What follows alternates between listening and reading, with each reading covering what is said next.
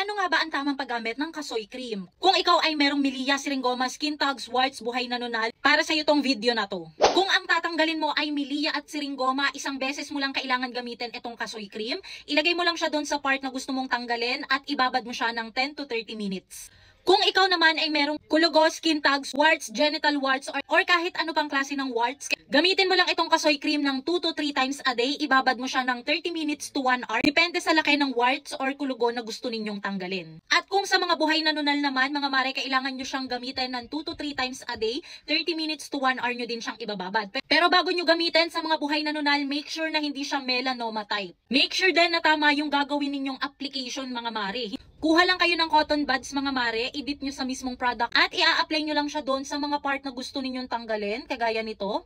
Meron akong milia, ayan, kung mapapansin ninyo.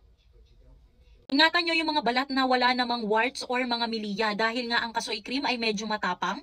Normal lang yung mafe-feel nyo na mahapde, mga mare, ha, kasi talagang tinutunaw niya or tatanggalin niya talaga yung mga warts.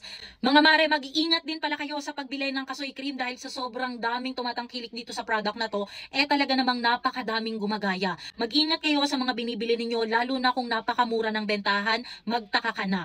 Para naman sa mga gustong mag-try nito, mga mare, huwag kayong kabahan dahil ito po ay all organic, safe gamitin ng mga teens, pregnant, and lactating mom. Kung gusto mong legit kasoy cream yung mabili mo, ilalagay ko na lang yung link ng shop nila dito sa may yellow basket.